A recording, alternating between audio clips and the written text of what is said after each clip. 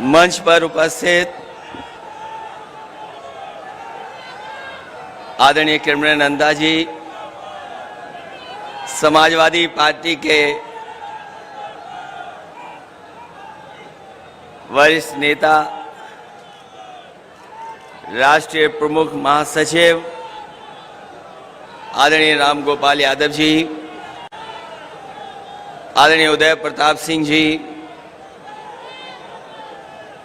पूर्व में रहे विधानसभा के अध्यक्ष आदरणीय माता प्रसाद पांडे जी,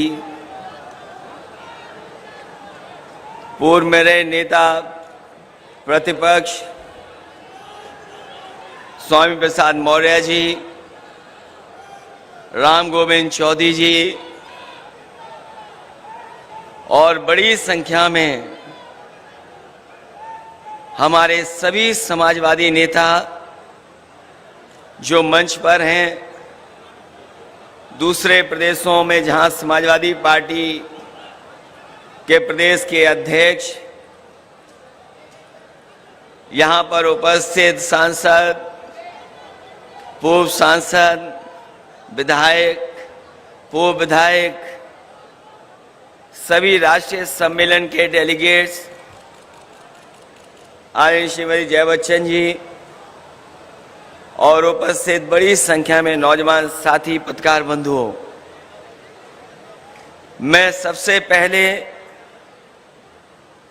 आप सबका बहुत बहुत धन्यवाद और आभार प्रकट करना चाहता हूं। और आज जो आप सबने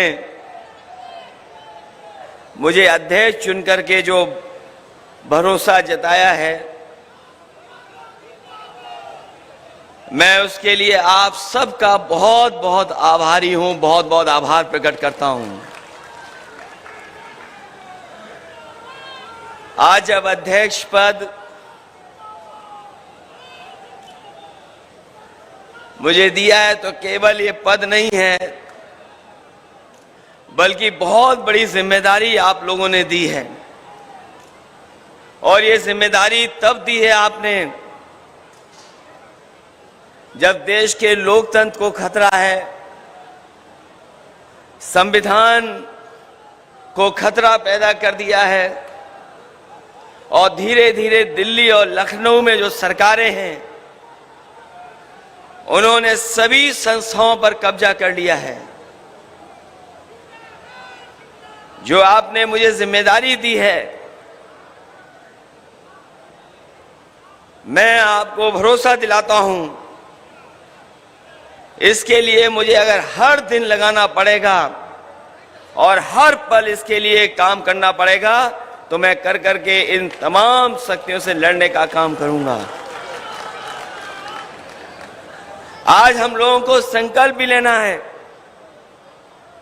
कि आने वाले 5 साल में हम समाजवादियों को नया इतिहास भी बनाने का काम करना है। मुझे याद है कि नेताजी हमेशा चाहते थे कि समाजवादी पार्टी राष्ट्रीय पार्टी बने। नेताजी और हम लोगों ने मिलकर के बहुत कोशिश की और प्रयास किया, लेकिन आज के दिन जब 5 साल आप मौका दे रहे हैं तो हम सबको मिलकर के ये संकल्प लेना चाहिए कि जब अगली बार हम लोग मिले तो समाजवादी पार्टी राष्ट्रीय पार्टी बन करके आए।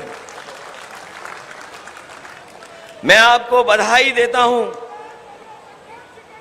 कि आपने सदस्यता कार्यक्रम बहुत जिम्मेदारी से चलाया है और इस सदस्यता कार्यक्रम के माध्यम से जहां आप हर वर्ग के बीच में पहुंचे हैं, वहीं मैंने देखा है कि बड़ी संख्या में बुजुर्ग, नौजवान, माताएं, बहनें और जो समाजवादी सिद्धांत और समाजवादी कार्यक्रमों से प्रभावित हैं, वो बड़ी संख्या में जुड़ने का काम किया है। ये सदस्यता का कार्यक्रम जहां आज तक चला है, वहीं हम लोगों को ये भी जिम्मेदारी निभानी है कि आने वाले समय में अगर हमें और सदस्यता चलानी पड़ेगी तो सदस्यता चला करके ज्यादा से ज्यादा लोगों को समाजवादी विचारधारा से जोड़ने का काम करेंगे। हमें खुशी है इस बात की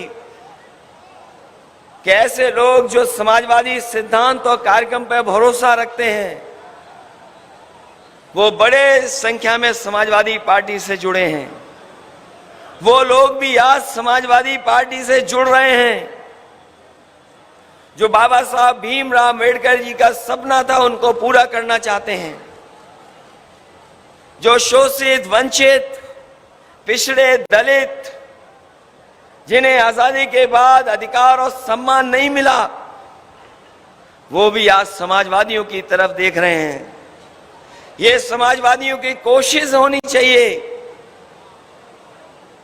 कि बाबा साहब के सिद्धांत पे चलने वाले लोग और डॉक्टर राम मनोहर लोहिया जी के सिद्धांत पे चलने वाले लोगों को साथ जोड़ करके हम लोग संविधान और लोकतंत्र को बचाने का काम करें। आज जिन शक्तियों से हमें मुकाबला है, जिन शक्तियों से हम लोगों को संघर्ष करना है, वो लगातार झूठ का सहारा ले रहे हैं। केवल देश के नहीं, दुनिया के इतिहास में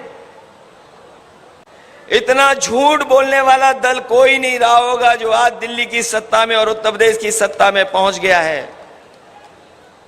जिन लोगों ने इतिहास पढ़ा होगा, हिटलर के जमाने के बारे में जिन्होंने जानकारी होगी वो जानते होंगे उनकी सरकार में एक प्रोपेगेंडा मिनिस्टर हुआ करता था। केवल एक प्रोपेगेंडा मिनिस्टर था। लेकिन इधर भारतीय जनता पार्टी का काम अगर हम देखेंगे और जिस तरह का प्रोपेगेंडा करते हैं, लगता तो ऐसा है कि पूरी की पूरी भारतीय जनता पार्टी झूठ का प्रोपेगेंडा के सहारे चल रही है। बहुत दिनों पहले मैंने एक फिल्म देखी थी। एक बहुत ही फिल्म बड़ी आई थी जिसमें एक कलाकार झूठ बोल करके, लगातार झूठ बोल करके अपनी ऊंचाई तक पहुंच गया था। वो झूठ के सहारे ही तरक्की कर रहा था। जहां कहीं भी उसे आगे बढ़ना होता था वो झूठ का सहारा लेकर के ही बढ़ता था। वो अपने लोगों से भी झूठ बोल बोल करके झूठ की आदत डाल ली थी। एक बार उसके बेटे का जन्मदिन था। कई जन्मदिन पर झूठ बोल करके भी उनके जन्मदिन पर नहीं पहुंचा करता था। उस दिन जब बेटे ने आसमान की तरफ देखा तो तारा टूटते हुए उसने देखा और उसे याद आया कि तारा टूटने के समय जो मांग की जाती, जो इच्छा की जाती, वो पूरी होती है। जब उसने तारा टूटते हुए देखा तो यही इच्छा की उसने कि आज के बाद से हमारे पिताजी सच बोले, सच के अलावा कुछ न बोले। और वो इच्छा पूरी हो गई। उसका झूठ पकड़ा गया। झूठ ऐसा पकड़ा गया कि सब पोल खुल गई। इसलिए समाजवादी साथियों, आज नवरात्र है, नवरात्र के व्रत चल रहे हैं। बहुत से हमारे साथी हैं जिन्होंने व्रत रखा हुआ है। आज हम मां दुर्गा से यही मांग करें और यही मांगे वो जो सत्ता में लोग हैं वो सच बोलने लगे। और याद रखना, जिस समय ये सच बोलेंगे ये राजनीति की धरातल में पहुंच जाएंगे, इनको कोई पूछने वाला नहीं मिलेगा। याद कीजिए वो नोटबंदी, और नोटबंदी में यह कहा गया था कि नोट बंद हो जाएंगे, काला धन वापस आ जाएगा और भ्रष्टाचार खत्म हो जाएगा। अगर हम पीछे मुड़ करके देखें, जब से नोटबंदी हुई है बताओ कितना काला धन वापस आ गया है, कितना भ्रष्टाचार खत्म हो गया। और उस समय जो बैंक में बच्चा पैदा हुआ था जिसका नाम खजांची हम लोगों ने रखा था, उसको भी ये सरकार के लोग भूल गए। अगर कोई याद रखता है उसको जन्मदिन पे तो केवल हम समाजवादी लोग हैं। खजांची का हर बार 8 और 9 नवंबर को उसका जन्मदिन मनाते हैं। जीएसटी के नाम पर व्यापार को बढ़ावा देने वाले लोगों ने जीएसटी को लागू कर करके हमारे तमाम व्यापारियों को नुकसान पहुंचाया। जिन्होंने काले कानून ला करके ये बता दिया कि वो किसानों के साथ नहीं है, काले कानून को लेकर के किसानों ने आंदोलन किया, धरना प्रदर्शन किया, कई सौ किसान की जान चली गई, शहीद हो गए, लेकिन काले कानून वापस नहीं लिए। जैसे ही चुनाव आया, और हमारे समाजवादी साथियों को याद होगा जिस समय गाजीपुर से, उस गांव से जहां पर समाजवादी पूर्वांचल एक्सप्रेसवे शुरू होता है, वहां से रथ यात्रा शुरू की। पूरे दिन चला करके, रात भर चला करके जब लखनऊ पहुंचे तो आपको याद होगा अगले दिन ही काले कानून वापस हो गए। ये चुनाव के लिए वापस हुए हैं, लेकिन अपने लोगों को लाभ पहुंचाने के लिए ये लगातार इसी तरह के कानून ला रहे हैं। अगर कोई आंकड़ों को देखेगा तो आंकड़े ये बताते हैं सबसे ज्यादा अगर कर्ज माफ किसी व्यापारी उद्योगपति का हुआ है तो वो गुजरात के उद्योगपति और व्यापारियों का हुआ है। आंकड़े ये भी सच्चाई बताते हैं कि 10 लाख करोड़ तक बैंक का कर्ज माफ अगर किसी का हुआ है तो वो सब गुजरात के व्यापारी उद्योगपति हैं। किसी किसान का कर्ज माफ नहीं हुआ। और कल का जिन्होंने विज्ञापन देखा होगा, अखबार के फ्रंट पे छपा था, हमें इस बात की कोई शिकायत नहीं है कि आप अपने प्रदेश में लेकर के जा रहे हैं बड़े उद्योग कारखाने, लेकिन कम से कम उन प्रदेशों में भी उद्योग कारखाने लगे हैं जो आबादी में बड़े हैं, आबादी में सबसे बड़े प्रदेश हैं। अगर आप अपने यहां कारखाने लेकर के आ रहे हो तो उत्तर प्रदेश है, बिहार है, जहां आबादी में सबसे ज्यादा गरीब लोग रहते हैं, किसान हैं, नौजवान हैं, जिन्हें सबसे ज्यादा नौकरी और रोजगार की जरूरत है, उनके साथ भेदभाव क्यों? और भेदभाव उत्तर प्रदेश के साथ क्यों? जिस प्रदेश ने सरकार बनवाई हो, एक बार नहीं 2 बार, उस प्रदेश को क्या लाभ पहुंच रहा है डबल इंजन की सरकार का? डबल इंजन की सरकार केवल धोखा दे रही है, जहां नौकरी रोजगार नहीं। और मुझे अभी कुछ दिन पहले जानकारी मिली थी कि फर्रुखाबाद में 12 जिलों की अग्निवीर की भर्ती हो रही थी। 12 जिलों से लगभग 1,13,000 नौजवानों ने फॉर्म भरे थे भर्ती के लिए फौज की। 12 जिलों में जो नौजवान आए थे वो भर्ती के लिए आए थे। 1,13,000 की तो खबर निकली, लेकिन कितने को भर्ती मिली है इसकी खबर आज तक नहीं मिली है। और यही भर्ती जब उत्तर प्रदेश के दूसरे जिलों में जाएगी तो सोचो कितने बड़े पैमाने पर नौजवान नौकरी और रोजगार चाहते हैं। इन्होंने देश की सबसे प्रतिष्ठित फौज हमारी, उसके साथ भी धोखा देने का काम किया है। अग्निवीर जैसी टेम्परेरी नौकरी कोई स्वीकार नहीं कर सकता। लेकिन गरीबी के कारण, बड़े पैमाने पे बेरोजगारी के कारण हमारे नौजवान दुखी हैं, उसके बावजूद भी नौकरी और रोजगार के लिए जा रहे हैं। सरकार ये न समझे कि वो आ रहे हैं भर्ती के लिए, वो गरीबी और बेरोजगारी की वजह से भर्ती में पहुंच रहे हैं।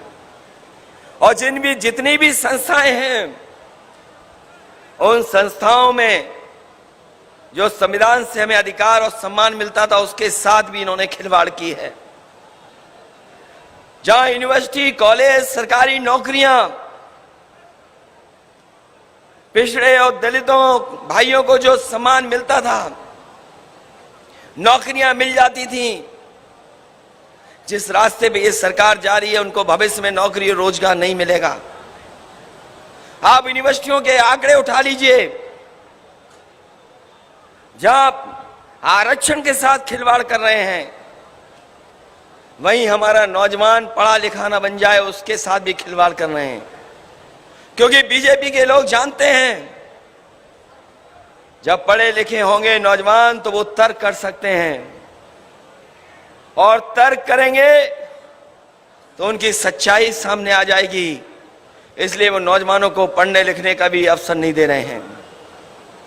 और जिस तरीके से अन्याय हो रहा है, केवल एक दो घटना नहीं, पूरे उत्तर प्रदेश में बड़े पैमाने पे चिन्हित कर करके और पूरा प्लानिंग के तरीके प्लानिंग करके कि किन लोगों के साथ और किन को जेल भेजना है। आपने देखा, जब से बीजेपी की सरकार आई है, आदरणीय आजम खान साहब के ऊपर अन्याय रुक नहीं रहा है। राजनीतिक इतिहास में कम लोग होंगे जिनके ऊपर इतने मुकदमे लगाए गए हों, झूठे मुकदमे लगाए गए हों, और अधिकारियों को यह भेजा गया हो कि आपको प्रमोशन, आपकी तरक्की और आपको अच्छे स्थान पे तभी पोस्टिंग मिलेगी जब आप अन्याय करेंगे। मुझे बता दो, आज के समय पर कौन नहीं उनके कहने से करेगा। अधिकारियों को जानबूझ करके, समझा करके ये भेजा जा रहा है कि आपको किस पे झूठे मुकदमे लगाने हैं, किसके ऊपर अन्याय करना है। 2 साल लगभग उन्हें जेल रहना पड़ा। उनके परिवार का कोई सदस्य नहीं बचा जिसके ऊपर झूठे मुकदमे न लग गए हों। उनके साथ लगातार अन्याय हो रहा है। और जहां कहीं भी मदद मांगने जा रहे हो या सहयोग के लिए कहें, न्याय के लिए कहें, तो कोई संस्था सुनने वाली नहीं है।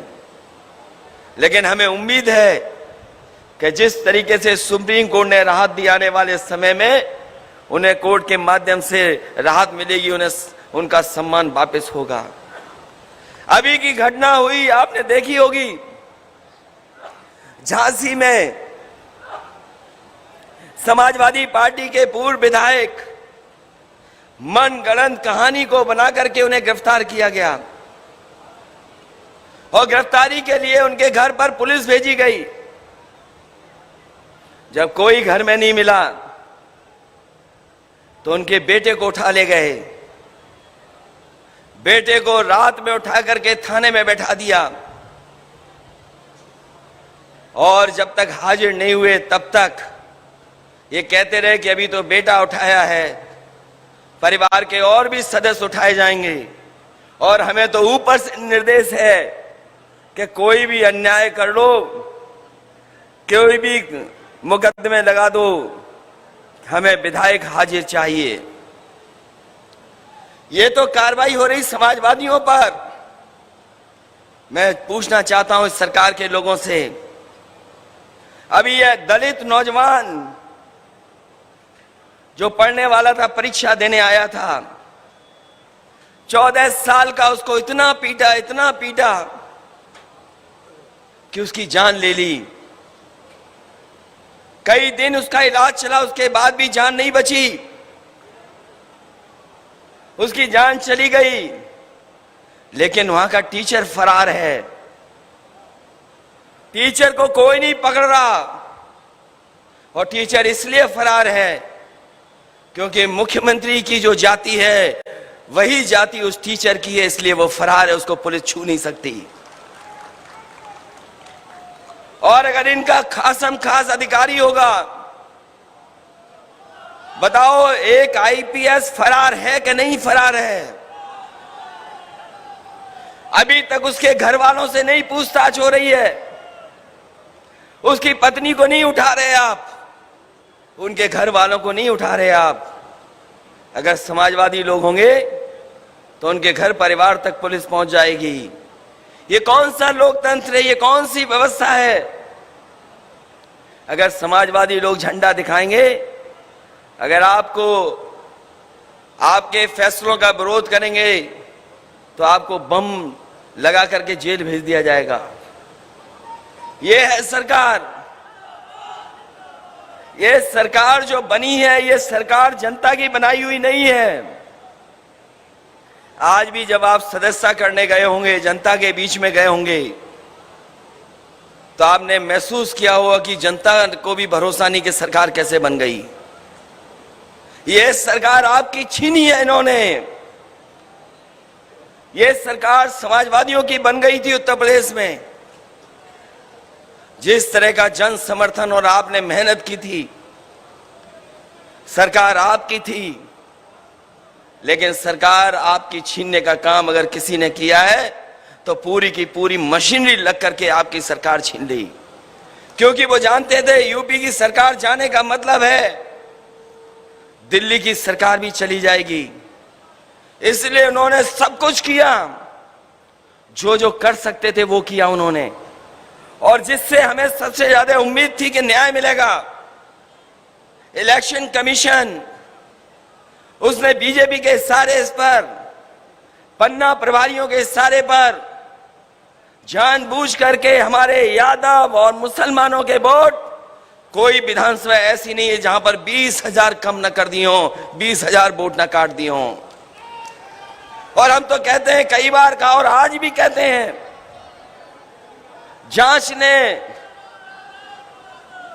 जांच करके देख लें तो आज भी 20-20 हजार वोट हमारे वहां से उड़ा दिए गए।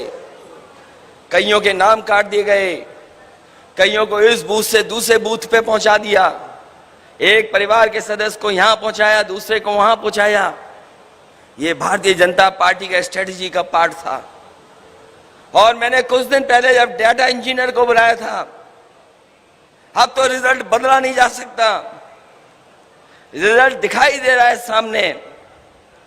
हमने और आपने अगर ये मुकाबला किया होता और अपने पक्के बूथों पे अगर 2%, 3% भी वोट बढ़ा दिया होता तो इतनी बेईमानी के बाद भी भारतीय जनता पार्टी की सरकार नहीं बनती, समाजवादियों की सरकार उत्तर प्रदेश में होती।